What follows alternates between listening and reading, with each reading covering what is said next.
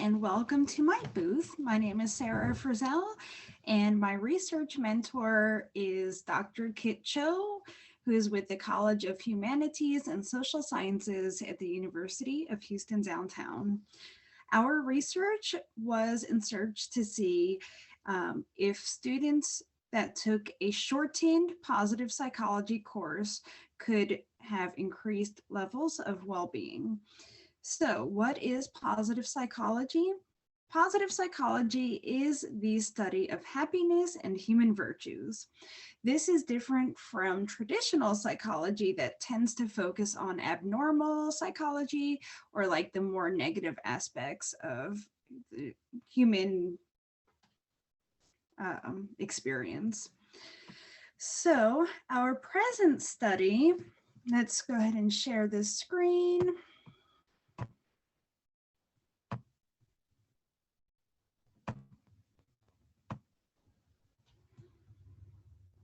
Okay, so as we can see here, the present study focused on a shortened 4 to 5 week positive psychology course, whereas other studies on positive psychology courses tend to focus on regular sized semesters, so like 14 to 16 weeks, where ours is 4 to 5 weeks. Let's see, we also wanted to study the spillover effect, and that is how this positive psychology course can have positive impacts on other areas of the students' lives. And then lastly, we wanted to know if the positive psychology students would continue practicing the activities that they would perform during the positive psychology course. So, methods. We have, so we recruited 250 University of Houston downtown students, and we compared positive psychology students to other types of psychology courses. So we compared positive psychology students to students that were taking either cognitive psychology or statistical methods in psych. So the procedure for our study, we gave all the students 3 questionnaires at the beginning and the end of the semester. So we wanted to find out their levels of life satisfaction, their stress levels, and their happiness levels. The positive psychology students during the semester were made to perform in these activities. So these are the positive psychology activities. The students would keep a diary of good events from their life during that week. They would write about happy nostalgias. They would assess stressors in their life, perform random acts of kindness and write about it. And then lastly, writing about a person of admiration in their life. At the end of the semester, on top of the 3 questionnaires that the students had, we asked all of the students how likely they were to share information from the courses. And then for the positive psychology students, we wanted to find out how likely they were to continue the activities that they did during the course. So let's look at the results section. So this table here is from the scales that we gave at the beginning and the end of the semester. So we have the life satisfaction scale, the stress levels scale, and the happiness scale. The positive psychology students are the red, and the other psychology students, the control group, are the blue. So what this shows us is that from the beginning to the end of the shortened course, the positive psychology students had an increase in life satisfaction. They had a decrease in stress level, and then they also had an increase in happiness. So if we look at that compared to the other psychology groups, the control group, so that they had about the same level of life satisfaction, a slight decrease or about the same in stress, and then about the same in happiness. So we can see that the positive psychology students had an increase in well-being. The second figure here, this is indicative of how likely the positive psychology students were to continue the activities they practiced during the course. So as we can see here, all of the students were at least somewhat likely to continue performing random acts of kindness.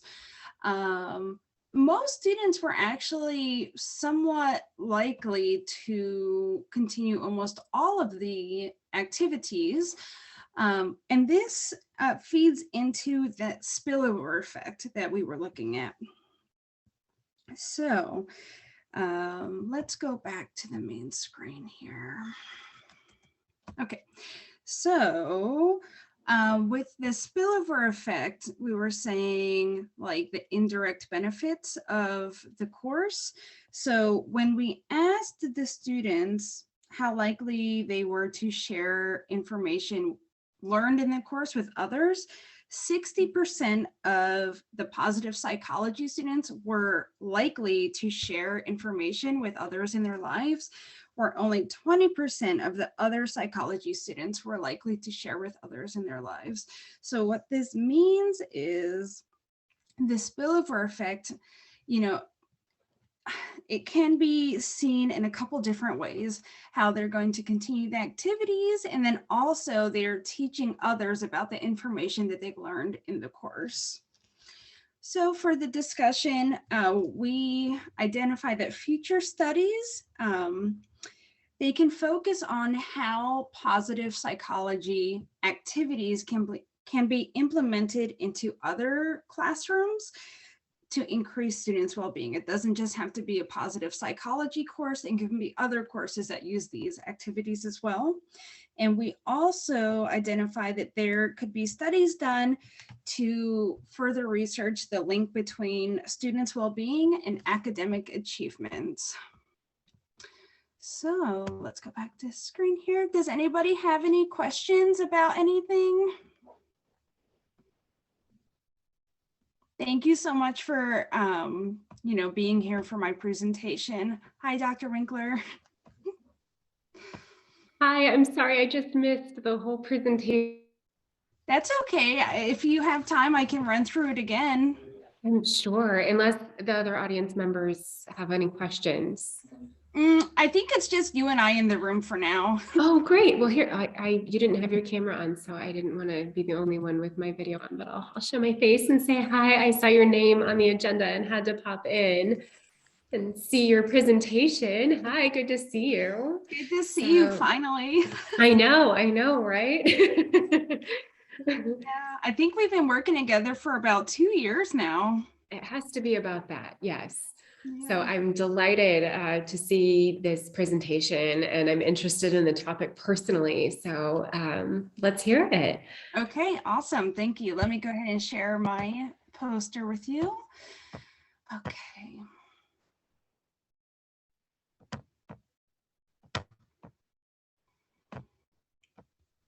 All right, so my research was with Dr. Kit Cho from the College of Humanities and Social Sciences.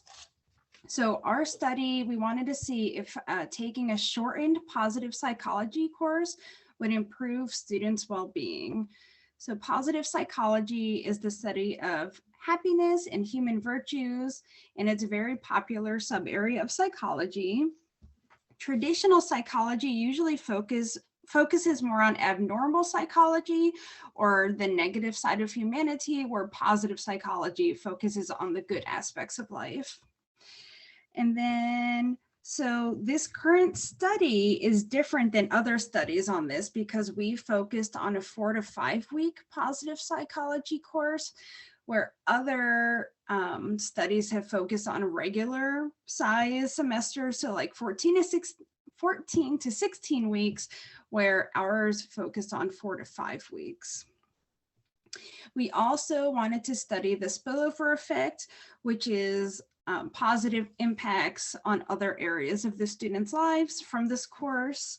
And then we wanted to also see if the students would continue practicing the positive psychology activities, which we'll touch base on over here in a little bit. For the methods, we used the positive psychology course versus students taking other psychology courses, all from the University of Houston downtown. And they were all taught by Dr. Kit Cho. So it's the same professor, same university, same area of study. So all the students were, similar in that way. Okay, so for the procedure, we had 3 questionnaires that the students filled out at the beginning and at the end of the semester. We had the life satisfaction scale, the perceived stress scale, and the subjective happiness scale. The positive psychology students, these are the activities that they did during the course. So they would keep a diary of good events that happened in their life throughout the weeks. We had them write about happy nostalgias in their life. They would work on identifying and overcoming stressors in their life, performing random acts of kindness and then writing about it, and then writing about a person that they admire. So at the end of the semester, all of the students filled out the questionnaires that we just talked about. Then all the students would fill out a questionnaire about how likely they were to share the information that they learned with others. And for the positive psychology students, we asked them how likely they were to continue the activities that they did during the course. So let's go to these results. So this image is showing those 3 questionnaires that were given at the beginning and the end of the course: life satisfaction, stress level, and happiness. The red is indicative of the positive psychology students. So we can see that the positive psychology students had an increase in life satisfaction, a decrease in stress, and an increase in happiness. So even with the shortened positive psychology course, there were still significant benefits to the students. If we look at this figure, so this is talking about how likely students from the positive psychology course were to continue practicing these activities that they learned. So as we can see here, for performing random acts of kindness, all of the students were at least somewhat likely to continue this. No one was unlikely or undecided. Everybody wants to continue performing random acts of kindness and even possibly writing about it. Even though some of the other activities, some people said they weren't likely, a large percentage of the students want to continue these positive activities, which can have benefits on not only their lives, but other people's lives as well, which is an aspect of the spillover effect. Lastly, for the results, we did ask them about how likely they were to share information learned in the course.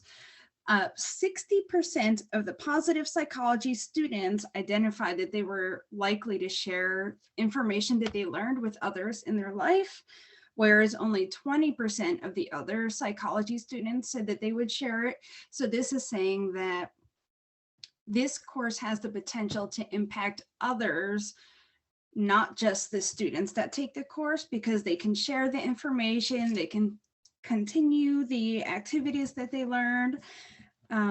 So for the discussion, future studies can see how positive psychology activities can be implemented into other classrooms to increase students' well-being. It doesn't have to be just a positive psychology course. Other courses can also practice these activities. There could also be more studies to identify if there's a link between well-being and academic achievement, because overall, we're trying to increase the well-being. If the students are feeling good and happy, then maybe they can get better grades as well. Thank you. And that's my presentation for now. Awesome job, Sarah. That was so great. So I typed a few things. I'm going to put it in the chat, but it's a lot. So first of all, beautiful presentation, beautiful poster. The findings are really interesting and just so important and impactful. So I had a couple of questions. I was wondering if you knew about the learning objectives from that positive psychology course. Is like improving well-being a learning objective, or is that just kind of an accidental or unintended consequence of the course? Do you know?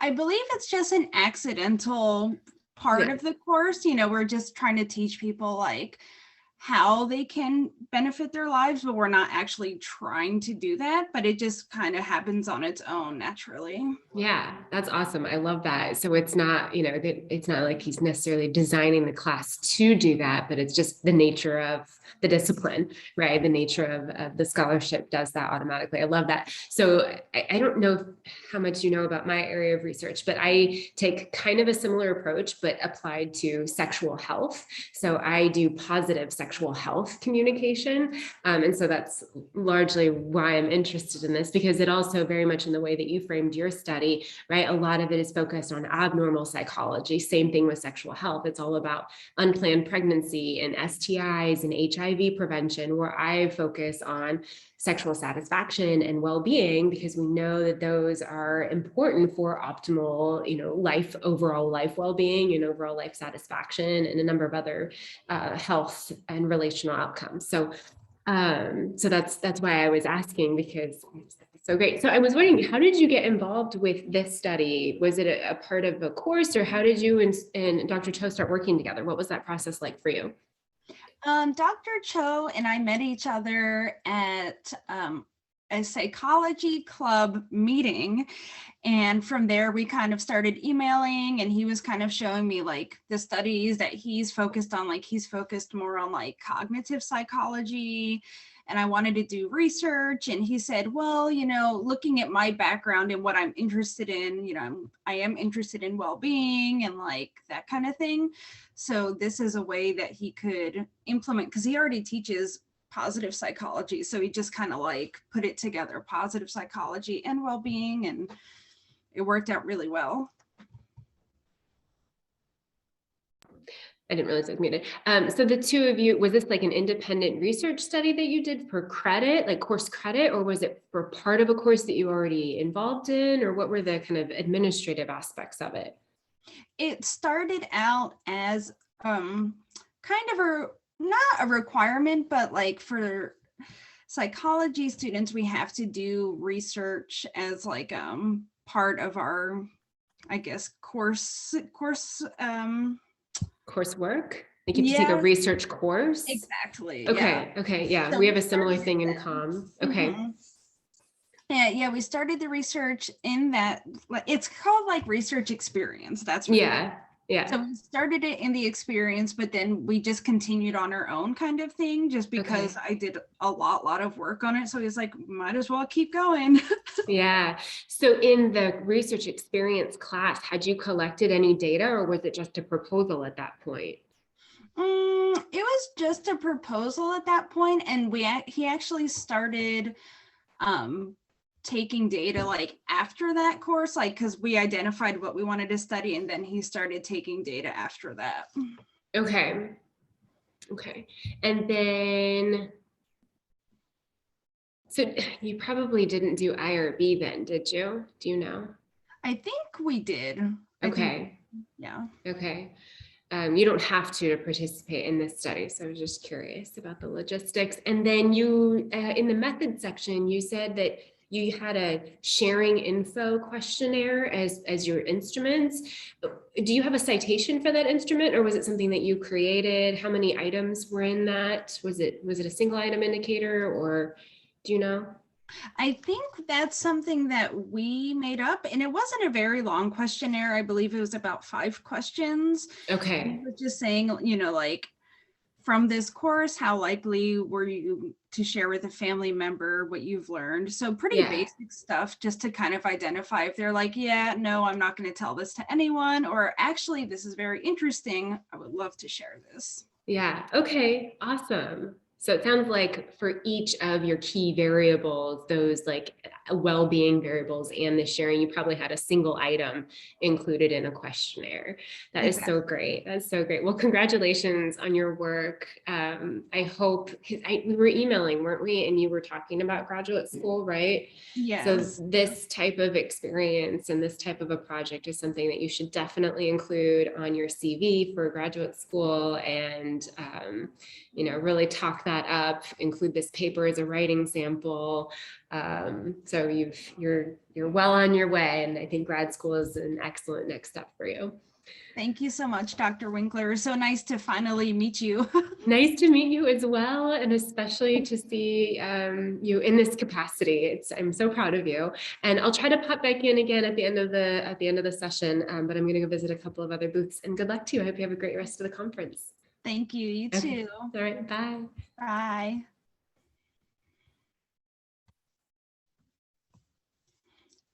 Hey, everybody. Does anyone have any questions, or did you get to see the presentation? I think I have a question. This might be a very stupid question, but I just wanted to ask. I looked at your poster, and it talks about the positive psychology course. So what is the actual content of the course? Is it just is it like a regular course where you go over like certain modules or chapters, or is it like just going through cases or studies that positive psychology has had impact on? Yeah, that's a great question, actually. So the positive psychology course has a little bit of both of what you mentioned. So there's different modules, like it'll look at different aspects of our lives where we can, work to become better, or what the base is and how you can grow from there.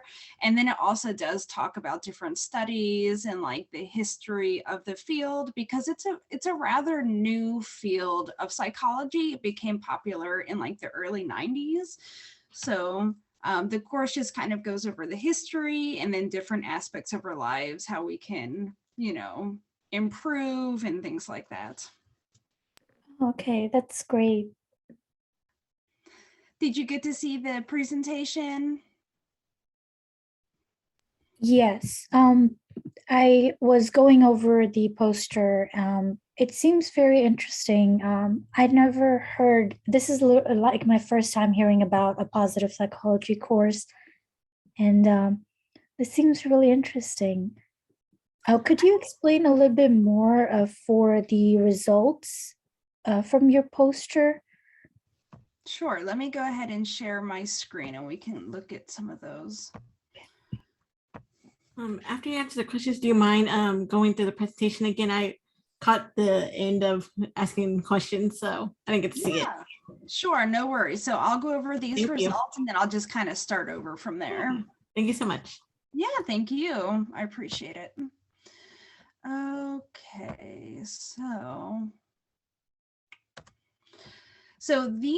this is a chart showing we gave the students 3 questionnaires at the beginning and at the end of the semester. So we asked them questions about their life satisfaction, questions about their stress levels, and then questions about their happiness ratings. So from this, here's the beginning of the semester, and this is the end of the semester. And the positive psychology students are highlighted in red. So we can see from the beginning to the end of the semester, their life satisfaction increased, their stress decreased, and the happiness levels increased. Where if we look at the blue is the other psychology courses, and they pretty much stayed the same, and this one even decreased slightly. So in comparison to the other courses, the positive psych students had increases in life satisfaction and happiness, and then a decrease in stress. If we look at this figure, this is asking students how likely they were to continue the positive psychology activities. So we had them perform random acts of kindness, work through their stressors in their lives, keep a diary of good things that happened to them. So overall, for this one, the random acts of kindness, all of the students were at least somewhat likely to continue performing these activities. And actually all of them, so somewhat unlikely and extremely unlikely, most students, didn't really identify as that. Most of the students said that they wanted to continue the activities, which is actually very powerful. It shows that, people want to continue to build their lives in a positive way and also have a good effect on other people as well.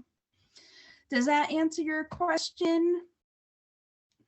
Yes, thank you so much. You're welcome. Thank you for asking and thank you for coming to my booth. Thank you so much. This was really interesting. Thank you. You're welcome. Have a good one. You too. Thanks.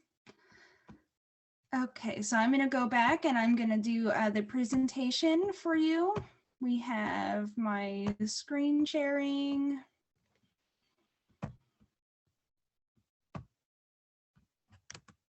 Okay, so my name is Sarah and my faculty advisor is Dr. Kit Cho, and he works with the College of Humanities and Social Sciences at the University of Houston downtown. We were in search to see if students who took a shortened positive psychology course, if it would improve their well-being. So basically, positive psychology is the study of happiness and human virtues. Traditional psychology usually tends to focus on the negative aspects of humanity or abnormal psychology, where positive psychology really wants to focus on the good aspects of life. So in our current study, we looked at a 4 to 5 week positive psychology course where previous research has been done on full length semesters, so like 14 to 16 weeks.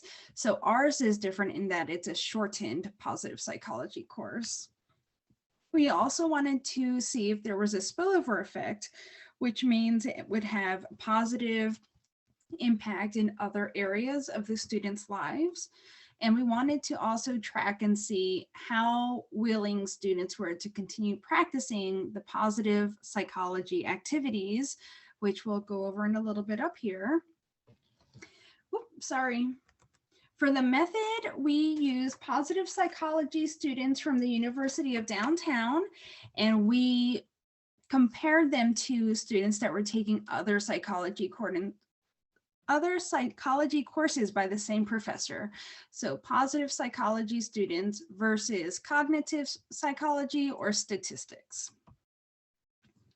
So for the procedure, we had all of the participants fill out these 3 scales at the beginning, and at the end of the course, we wanted them to identify their life satisfaction levels, their stress levels, and how happy they were feeling. So during the actual shortened course, the positive psychology students would practice these activities. So they would keep a diary of good events that happened to them. They would write about happy nostalgias in their life. These students would also work on identifying and working on a plan to overcome their stressors. They would perform random acts of kindness and then write about it, and then also identify and write about a person of admiration in their life. So at the end of the course, again, all of the students filled out the 3 questionnaires that they did at the beginning of the course. They did it at the end as well. And then all students were asked how likely they were to share information learned with others in their life. And then lastly, the positive psychology students were asked how likely they were to continue the activities that they learned in the course. So like how likely they were to continue on these activities.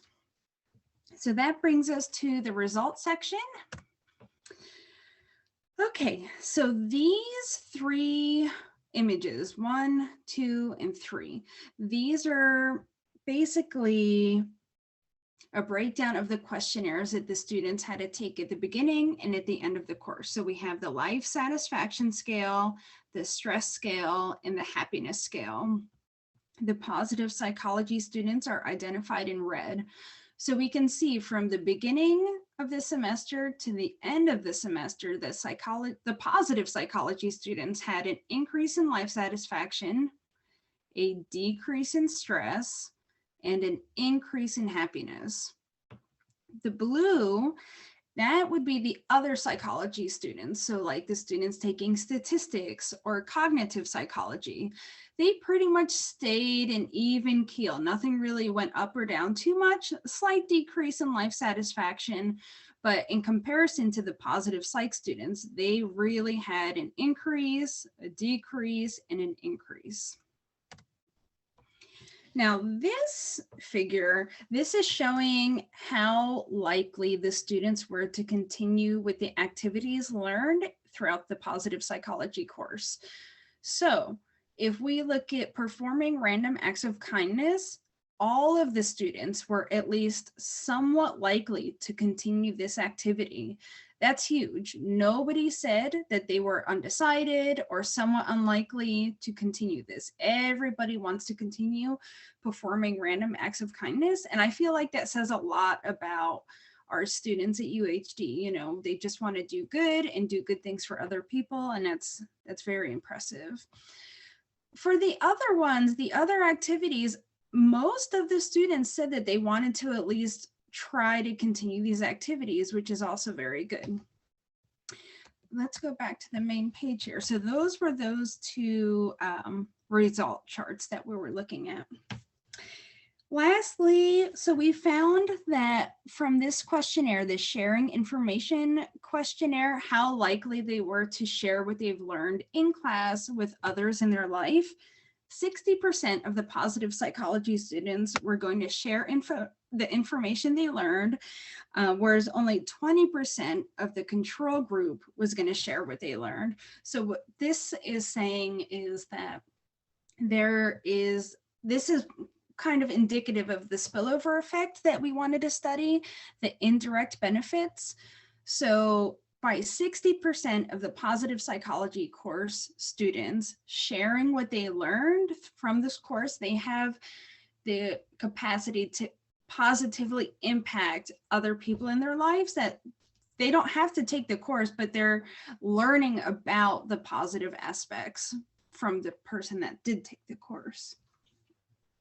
And then, so when we look at this as well, so performing random acts of kindness, this also contributes to the spillover effect, because the student that is performing the random acts of kindness, they are now, you know, the benefits are now spilling over into the next person's life, because, you know, someone's on the other end of that random act of kindness. So there's a lot of potential for good in this study. And then for future discussions, excuse me, future research could explore how these activities can be implemented into other courses, not just positive psychology courses. You know, we can really focus on increasing students' well-being. And with that being said, it would be interesting to study further the link between well-being and academic achievement. So if we embed these positive psychology courses or positive psychology activities into other courses, we can potentially increase their well-being, which would increase academic achievement.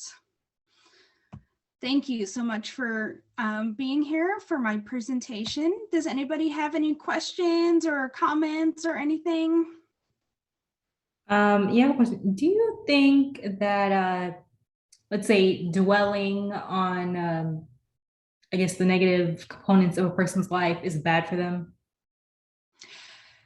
I think it's situational. You know, sometimes it's beneficial to work through, you know, someone's past, but if it's obviously having a bad effect on them, it would probably be better for them to focus on either the future or other positive aspects of their life.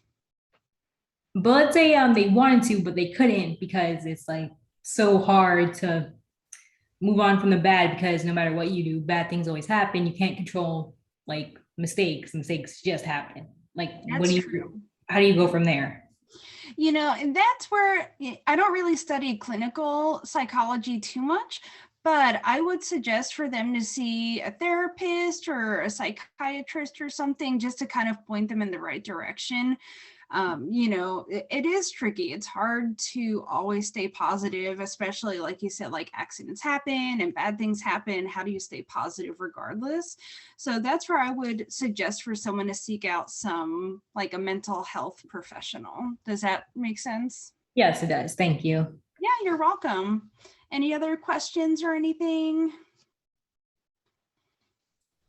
I just want to say I thought this was great. I would love to see this kind of like into like a little seminar or like, we have a lot of clubs around here, just doing like a presentation because just to get out like all these techniques and stuff would like really be beneficial to students. So great research. Thank you. Thank you. Yeah, I really appreciate that because it's been a long journey. And I have been noticing, like, I've been starting to talk about this research with people outside of UHD, and everyone's so interested. They're like, so what are these activities? How can I implement them in my life? And I just really love hearing that everybody wants to figure out how they can have these aspects, kind of as a part of their daily life. Yes, I definitely agree. Thanks. So thank you so much, Sarah. Yeah, you're welcome. Thank you. You're welcome. Thank you. Hi, I think I have a couple new people in the group here. Would you like me to go through the presentation? Yes. Okay, thank you. All right, so let me go ahead and share my screen with you. Application.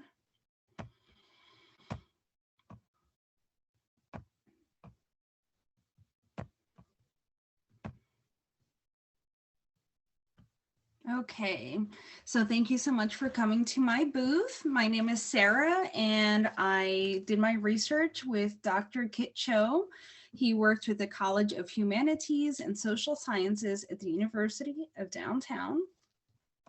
So we sought to find if students took a shortened positive psychology course, if it would improve their overall well-being. So what is positive psychology? Positive psychology is the study of happiness and human virtues.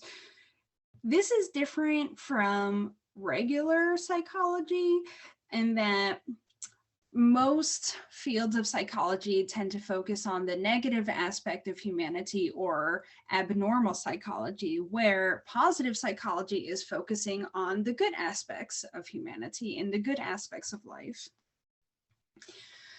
In our present study, we were looking to see if a 4 to 5 week shortened semester could have the positive benefits for students. Prior research similar to ours have focused on regular size semesters, so 14 to 16 weeks. So ours is about a third of the length of the other semesters. So 4 to 5 weeks versus 14 to 16 weeks.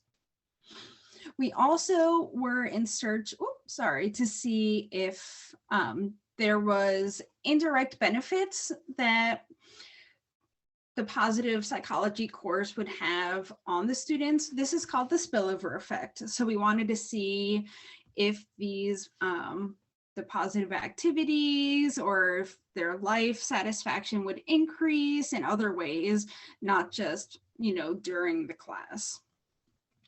And then lastly, we wanted to study and see if the students who were in the positive psychology course, if they would continue practicing these activities that we'll get to in just a minute. For the method section, we recruited 250 University of Houston downtown students. We took the positive psychology students and compared them to students that were taking cognitive psych or statistics. So for the procedure, we had all of the participants we had them fill out the life satisfaction scale, the perceived stress scale, and the subjective happiness scale. So they took these at the beginning and at the end of the semester. During the semester, the positive psychology students, they performed these activities. They would keep a diary of their good events that happened to them throughout their life. They would write about happy nostalgias. They would identify stressors in their life and try to figure out ways that they could minimize that for themselves. They would perform random acts of kindness and then write about it, and then write about people or a person of admiration. So at the end of the course, all of the students filled out these 3 scales again.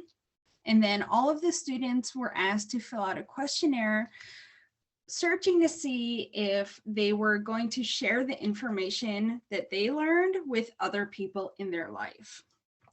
And then only the positive psychology students were asked how likely they were to continue these activities. So now we're going to go to the results section.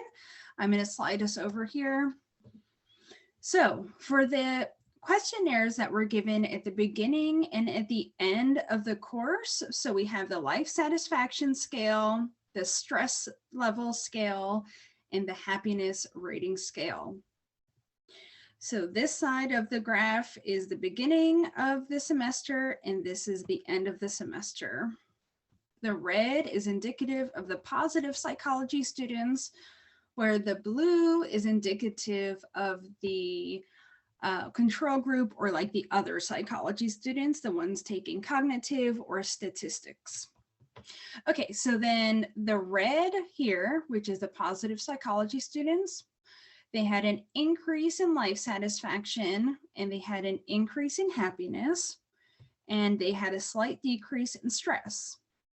If we look at the control group, they had almost a slight decrease in life satisfaction, about the same level of stress, and about the same level of happiness.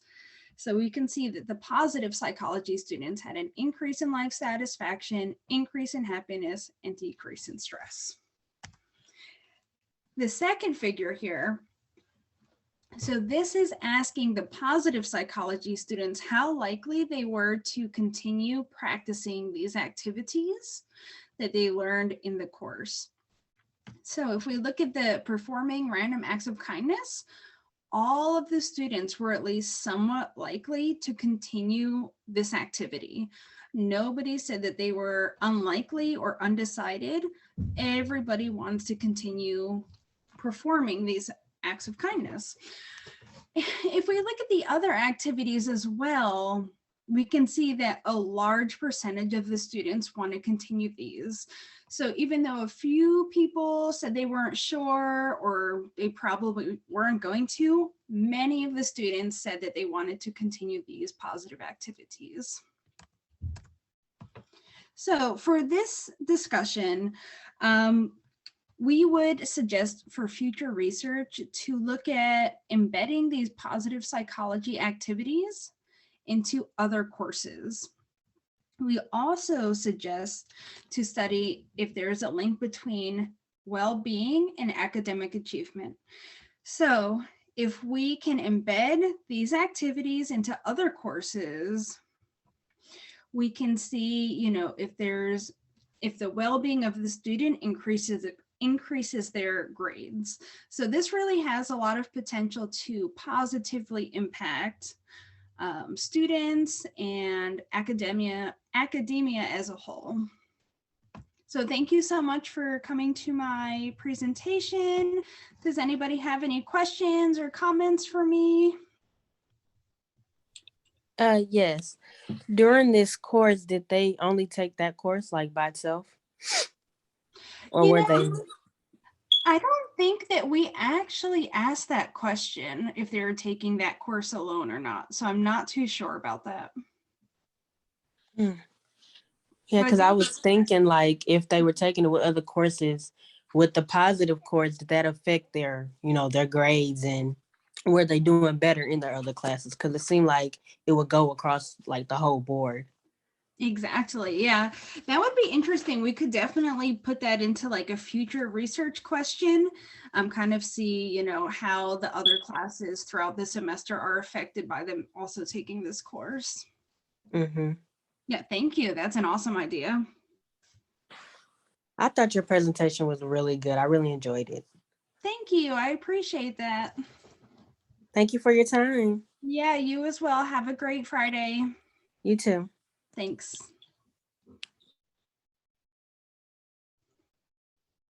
Hi, I had a question for you. Yes. So, I missed the part when you said what age it was done on. What was the age group? The age group, so it's a general University of Houston student, so anywhere between like 18 and I think the oldest person was like 35. So it was like the mean average was about 27 years old. Oh, wow. Okay. Because I was thinking it was done on younger students. So my next question for you is, what do you think the outcome would have looked like had it been done on younger students? That is interesting. Younger students, do you mean like more like high school students or like up to 21 years old? I'm thinking more around like late middle school, early high school, because that feels like a really impactful age. So I have to wonder how exactly they would be impacted had they been given something like that during that time. That is actually a really good question because, like you said, that age is really impactful. And like if they learn it at that younger age, they can start like building it into like their daily habits kind of thing. So I would like to see that done in future research because it's like kind of when you get to college, I don't want to say it's too late, but like, why not start it sooner than later kind of thing. Exactly, because like you said, if you started enforcing it at like 13 or 14, then it's already bam in there, confidence, beautiful, love it. And so, interesting though. I like your study, what I did see of it. It was very interesting. Thank you. Was there anything else you wanted me to go over? No, I think I'm good, but thank you. I appreciate it. I hope the last 15 minutes goes well. Thank you. Well, have a good Friday. You too. Bye.